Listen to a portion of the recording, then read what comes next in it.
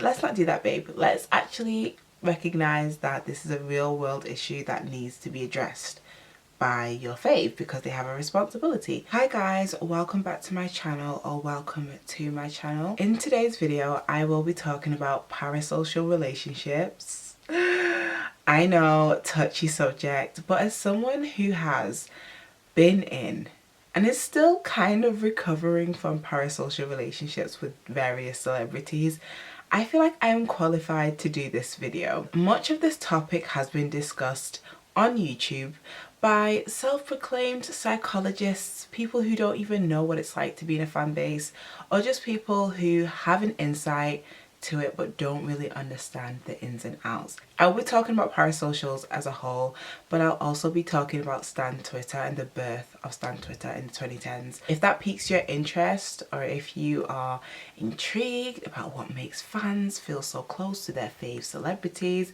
then continue watching this video. Please don't forget to subscribe, like and comment. Now, I feel like there's definitely been a lot of conversation lately. I feel like the past year or two, people have been doing deep dives on celebrity obsessed culture and Stan Twitter, and even on TikTok people talking about it, and I feel like this discourse has definitely been done well, but I think we can just like delve into it a little bit more. A couple of weeks back, I was seeing a lot of discourse and fan theories regarding Joshua Bassett and his sudden religious attitude, and how he's been speaking out a lot about his Christianity.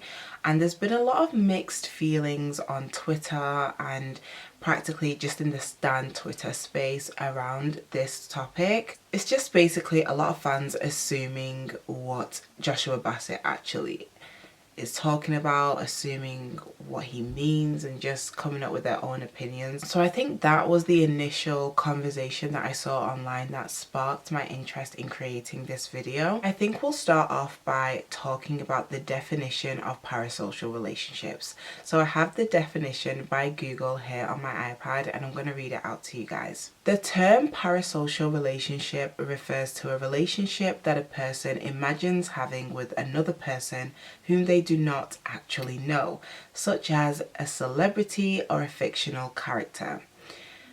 Now, I feel like that definition is not quite accurate to how fans or stans really feel about their faves. It's somewhat close and touching the surface, but it's not a complete definition. A big part of growing a parasocial relationship is the proximity that one feels to their favorite celebrity. And of course, with the age and the rise of social media and TikTok, celebrities doing lives, it has given fans like myself access to celebrities that we have never got before. Couple of years back, let's say 2000s, you'd probably only see your favorite celebrity on magazines, on TV, or in concert. You know, you wouldn't actually feel like you have a personal relationship with your fave until the 2010s. I'm smiling talking about this, and it's not even that I'm passionate about Stan Twitter, but I think it's because I really did live through the early phases of this whole subculture on the internet. So that's why I feel slightly more informed than a few others in my day-to-day life that will talk about parasocial relationships. As someone who was actually a part of the early phases of Stan Twitter, particularly in the Belieber fandom, I feel like there were common practices that were used and are probably still used today, but have been evolved, that were used in the fandom, on the Twitter space. And this was all a part of building a community of dedicated, loyal stans. So I'm basically just gonna explain and list a few of these common practices so you guys kind of get the idea of what it was like to grow up on this side of the internet. There's like a hierarchy with fandoms. In terms of how big a fan is on Twitter, it can feel like there's a hierarchy and royalty to like certain fan pages. At the time that I was on Twitter, which was from 2011 till 2016. Those were the years that these common practices were pretty common. It'd be like hierarchy. So if a fan had an interaction with Justin or their fave celeb, then, you know, other fans would be like, oh my gosh, they're like the special one. Or if a fan had seen your favorite celeb multiple times in concert or had loads of merch, they would be like, you know, a little special in the eyes of the fandom, in the eyes of stans. I briefly remember like some stans having YouTube channels dedicated to being like a believer, I don't know, a directioner, whoever other fan that they were. There was a time in YouTube where fans would be like showcasing their merch or like concerts or anything in their video was always to do with their favorite artists, and I'm sure people still do that now and have been doing that for a while, but at that time I just feel like it was quite common. Obviously fan fictions was a thing. A big fan fiction that had me in a chokehold was the Danger series. Anyone who was a believer from those years, 2011 to 2016, whatever, being a part of that fandom and reading the Danger series, if you know, you know. Internet friends, that's another big thing on stan Twitter, part of stan culture, is to have internet friends, which I don't think is too surprising to a lot of you guys, because if you're on the internet, you're going to talk to randoms and you're most likely going to become friends with a few of them. But it was so, I feel like internet friendships was such a thing back then. Like people would love to like post videos of them meeting their friend. Like I did one myself. Like it was just such a thing. Like I can't wait to meet you. Like trying to meet up with these internet friends at concerts or just in general. Like when I look back on it, there wasn't a lot of safeguarding going on back then, but again, with the internet, and if you're young, you have access to the internet, you're just gonna do what you want. Like my parents had no idea that I was on my way to meet my friend that I'd met from the internet, from Twitter. Like they had no idea, but this was just common. This is so funny. But right, if a fan knew which hotel that their like fave celeb was staying in, they'd share that information with just a select few. And here's the thing, I get it completely, respect the privacy of your favorite celebrity. But as a kid, I'd be so mad, because if I wasn't like already in cahoots in a friendship with some of these stan accounts that knew the location of Justin Bieber's hotel, I was big mad that they wouldn't tell me. But it was because that they would choose and pick and choose their favorite people to share it with. I actually can't imagine being bombarded by fans when you're trying to just step into your hotel. Like that's low-key very psychotic that fans do that. I never did that because I was never allowed out, but I actually, when you actually understand and deep it, like the older you get, you start seeing some of these practices as absolutely insane. And it would be stuff like terminology. There'd be like locals, I think locals are still very much used now, but there was different terminology that people would use on stan Twitter just to make it more of like a secretive, like special community that if you weren't a part of, you just wouldn't understand what we mean. You know what I mean? I feel like a lot of stans aren't credited for basically continuing some of these celebs' career. Let's be so real for a second, guys. Stans are the ones that create internet hashtags. Stans are the ones that get follow sprees going. They're the ones that get giveaways going. They're the ones that literally keep a lot of your favorite artists' careers afloat. Like, I'm gonna be so real, don't come for me, but without stan Twitter and without stans, like a lot of your faves wouldn't be as popping. The list goes on with these practices, and of course they led to be very time consuming. So that's why a lot of people associate stans with being young, because really you have nothing else better to do. When I was 12, 13, my favorite part of the day was logging into my Twitter account and literally just talking about how much I love Justin Bieber and harassing anyone who didn't love him or who tried to talk shit about him, you know?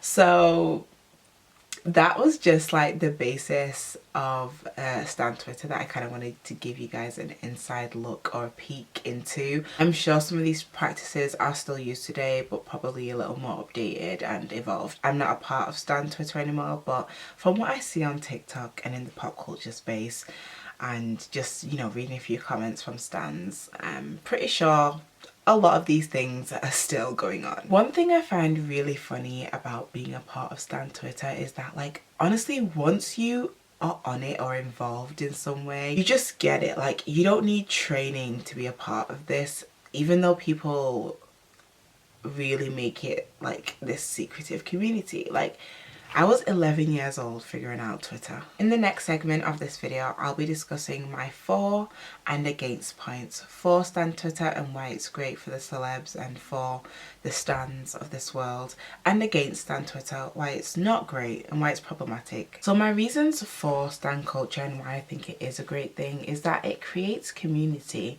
and I think that's really important nowadays, especially at a young age. I know I benefited from it a lot, considering I hated my school years with a capital H.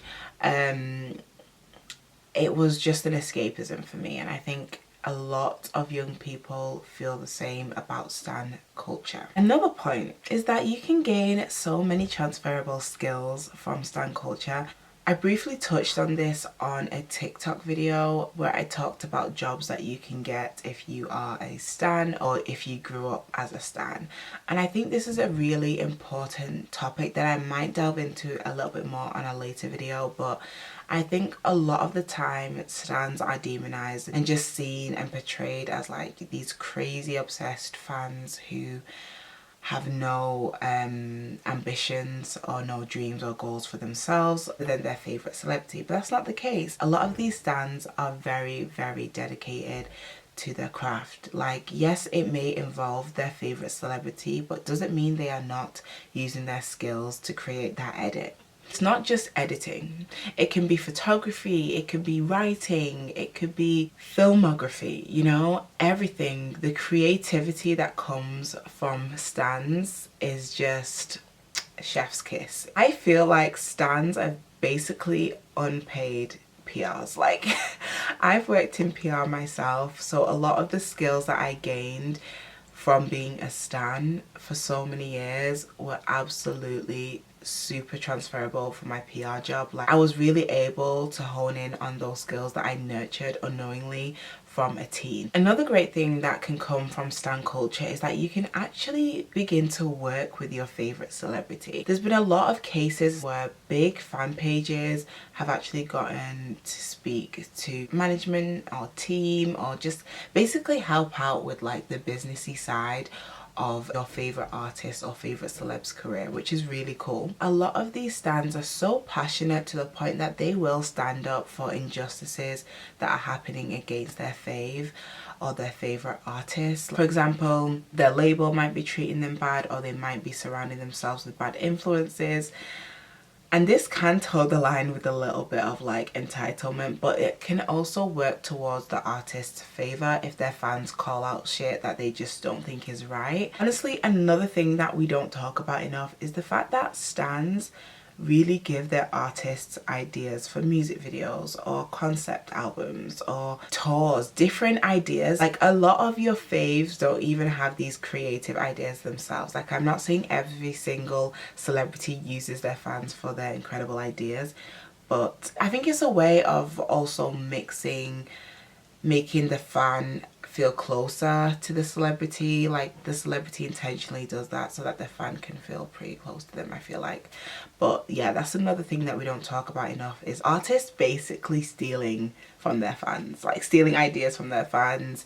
And, you know, some of the artists do credit their fans. Like, I know Justin Bieber's done it before, I feel like Little Mix has done it before, but some of these artists actually don't even give credit to their stans. Okay, let's get into my points against stan culture. The first one is very self-explanatory: the addiction that you get to social media when you are heavily involved in a fandom. The addiction that you can get is just too much. Like, I remember I was on social media staying up until like 5 a.m. on a school night just to hear the release of Justin's new song. To dedicate your life to someone that doesn't know you exist is pretty crazy. There's definitely a spectrum of how unhealthy it can be. I want to say at the age of like 14, 15, that's when I feel like my obsession was borderline crazy. But prior to that and after that, it was toned down, it was mild. But I think we can all agree that unhealthy obsession is not great for anyone's mental well-being. Also, threats to other fans and other people. I never took part in this, but I'm very much aware that stans will get super territorial of their fave, which is just insane. Like, babe, you do not own this human being. Relax for a second, take a deep breath, and just move on. Like, believers especially would find the One Less Lonely Girl from Justin's concerts and literally harass them. Like, the girls would always be like tweeting like that they're getting death threats, or they would do a video talking about their experience, and the girlies would get slated, like ripped to shreds. Most of the time I can only refer back to the Belieber fandom, so don't take this as like I'm shitting on that fandom, because I'm not, but I've seen a lot. I've seen a lot in my day with that fandom, so I think it's pretty safe for me to say that there were a lot of the stands that would just be a tad bit too much. Like, you're doing too much, babe. Like, do you guys remember that girl that was on Ellen DeGeneres? Low-key, I low-key was so jealous of her.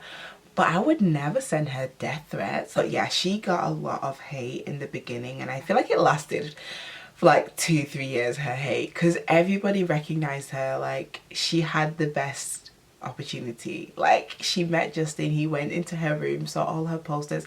If you guys know, you know. The investment compared to the return. And as a dedicated stan, you are most likely going to want to go to all of their concerts, want to buy all their merch, support all their endorsements, leaving you broke as hell. If you were really young as a dedicated stan like I was, you had no money. Like, your finances were like less than subpar.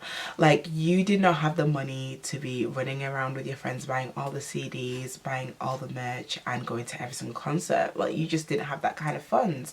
So I feel like that alone is like, even if you do have the funds, you're investing so much time, so much money, so much energy into someone, and what you get back, it's just not compared. It cannot be compared to the investment that you put in, and the time and the finances and the money that you put into this person. I was lucky enough if I just got a top that had his face on it, or a CD that year, that Christmas. I didn't have the merch that some of these fans had. The realities of being a stan is that it's actually not sustainable to be that dedicated every single day of your life. You've got school, you've got work, you've got a life outside of the stan Twitter, you've got a life outside of stan culture. If you're very young especially, you might feel like you have to spend so much, or you have to make that your priority. Another annoying thing about stan culture, I feel like, is the need to defend your faves every move. Even if they do something that you actually think does not warrant the hate or the criticism that they're getting, it is so mentally exhausting and draining to be such a die-hard stan to the point that you spend hours and hours fighting strangers on the internet. Trust me, I've been there.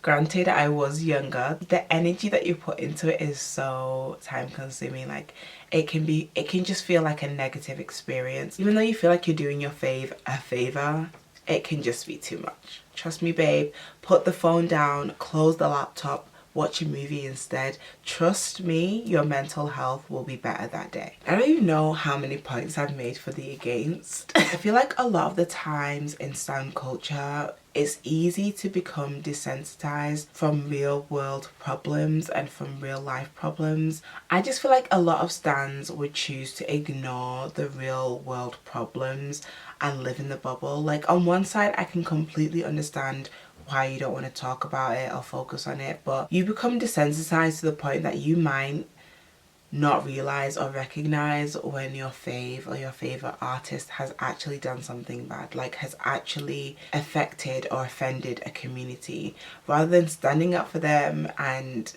you know, being quick to defend them like some warrior. Let's not do that, babe. Let's actually recognize that this is a real world issue that needs to be addressed by your fave, because they have a responsibility. Lastly, I want to say celebrities have actually been bullied by their own fans, you know, like a lot of people don't know that, but in stan culture they can be so entitled about their faves that they actually start to bully their faves, like bully them off Twitter, bully them off Instagram. Like, they feel so entitled, they feel like they have the right to say what they want. Not your responsibility to put them in their place. Like, honestly, at the end of the day, they're the ones that you are following, they're not following you. Do you know what I mean? Like, I'm trying to say this in like the least rude way possible, but coming from someone who has been a stan, your fave doesn't owe you anything, and that's a hard pill to swallow for a lot of stans. These celebrities don't owe you anything. They didn't ask you to choose to support them and follow them for years. They actually didn't ask you that. They might have asked you as a group and grouped you into being like, I love you guys, whatever, but you personally, they didn't ask you for that. So if you, on your own will, on your own accord, decide that you want to bully them and put them in their place, or show them who essentially like made them who they are, which I think is so stupid, it's just never gonna work, babe. Because even if they do go off the internet because their stans are bullying them, they'll always come back, and there'll always be more fans to listen to their music. There'll always be another generation of fans and people that want to consume their music, even if you don't. You know what I mean? I'm not generalizing every single stan, but like a large majority of stans, I feel like, especially on Twitter, can like just be too much. Honest opinion when it comes to parasocial relationships is that it's not the worst thing in the world, but it's also not the best thing. Like, I think it's really a double-edged sword for a lot of people. If you're too invested, then it's always going to turn sour. It's never going to work in your favor. But if you kind of like take a seat back, consume your fave's music, consume their art or whatever reasonable manner, then you won't be as affected when your fave does something that you don't like, or when your fave does something that you disagree with. And my biggest thing is that I hate that there's an assumption that it's only young girls that love to have parasocial relationships, because men have it with their favorite rappers, you know, they have it with their favorite footballers or basketball players. Like, men actually have these parasocial relationships. So a large reason why parasocial relationships and stan culture is demonized is because of the association with women and the association with young girls. It's really just a lot of gendered bias going on when people discuss this whole topic. My closing remarks are: stan culture is a lifestyle that can quickly turn sour and negative if it isn't monitored properly. The biggest issue I have with stan culture is that once you put a celebrity on a pedestal, it's pretty hard for you to take them off. And it's also hard for that stan when their favorite celebrity doesn't meet their expectations of how they should be and how they should treat their fans. When celebrities don't meet their expectations of their stans, therein lies stuff like cancelling and bullying and all this negativity between stan and the celebrity. Do you know what I mean? Like, I hope that makes sense. Don't do the most. Enjoy being a stan, but also take a break. Take those breaks, girl. I know you're on that screen. I know your screen time is like 20 hours a day on Twitter and on TikTok. Please take that break. This is no shade. This is coming from a former retired believer slash stan. Please take that break and, you know, do your mental health check-ins with your friends and come back to the real world for a hot second. And trust me, you'll enjoy being a stan much more when you have a balanced lifestyle of being on the internet and like being obsessed and, you know, engaging with your internet friends, to living in the real world, spending time with your loved ones, and, you know, doing things that better you as a person. I didn't want this video to just be demonizing stans, and honestly, parasocial relationships, just like everything, there's the good sides and there's the bad sides and there's the pretty ugly sides. But as a whole, I think it's not the end of the world if a stan feels like connected to their favorite celebrity and wants to kind of hone in on that, because it can be really hard if that person is going through a lot in their personal life and the perfect escapism is Twitter or like TikTok or any other social media platform where they celebrate and discuss their fave. It can be really hard for them to kind of like not do that. But I think it is important to now and again disassociate yourself and to just have actual hobbies outside of being involved in stan Twitter and stan culture. I hope you guys enjoyed this video. If you are a stan and you hated this video, I'm sorry, but if you aren't and you agree with some of the points that I made, please leave a comment down below. I'd love to create a little discourse and just discussions. And if you have any positive or negative experiences with stans, please let me know. Thanks again for watching. Don't forget to like, comment and subscribe. Follow me on all my socials, they'll be linked down below. I hope everyone has a lovely day, evening or night.